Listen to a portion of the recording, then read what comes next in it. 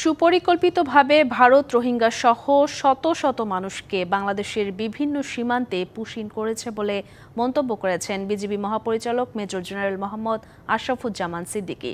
পুশিনের ঘটনাকে তিনি ন্যাক্কারজনক ও মানবাধিকার লঙ্ঘনের শামিল বলে উল্লেখ করে জানিয়েছেন, কেবল ৭ ও ৮ই মে ২০২ জনকে পুশিন করেছে ভারত। এদিকে ঝিনাইদহের মহেশপুরের বিভিন্ন সীমান্ত এলাকা দিয়ে অবৈধভাবে প্রবেশ করায় ৫৯ জনকে আটক করেছে বিজিবি।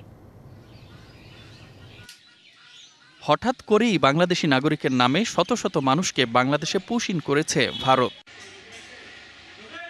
সোমবার আইনশৃঙ্খলা সংক্রান্ত উপদেষ্টা পরিষদ কমিটির সভা শেষে বিজিবি মহাপরিচালক সাংবাদিকদের জানিয়েছেন, যেসব সীমান্তে জনবসতি নেই এমন জায়গাগুলো টার্গেট করে পুশিন করছে ভারত। তিনি জানান, সীমান্তের স্থলবেষ্টিত এলাকায় বিজিবির সতর্ক নজরদারির কারণে সুন্দরবনের দিক দিয়ে ভারতীয় জাহাজের মাধ্যমে আরও ৭৮ জনকে ফেলে গেছে।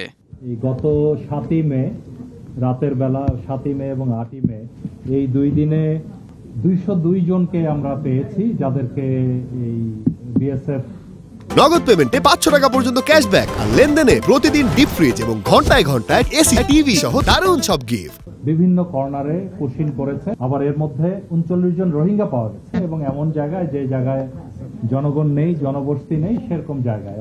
তিনি বলেন, খাগড়াছড়ি সীমান্ত এলাকায় আরও প্রায় ২ থেকে ৩০০ জনের মতো শরণার্থী ওপারে রাখা আছে, যাদের বিএসএফ সুযোগ বুঝে পুশিন করার চেষ্টা করছে। তিনি জানান, ২ থেকে ৩ বছর থেকে শুরু করে ২০ থেকে ২৫ বছর আগে নানা কাজে ভারতে গিয়েছিল তাদেরও পুশিন করছে ভারত। বরাবরের মতে ওরা কোনো স্বীকার করছে না যে এই বিষয়ে ওরা জানে না। এটা হয়তো তারা নিজেই চলে গিয়েছিল ভারতে, ওরা আবার নিজেই প্রত্যাবর্তন করেছে, এই ধরনের বলার চেষ্টা করছে।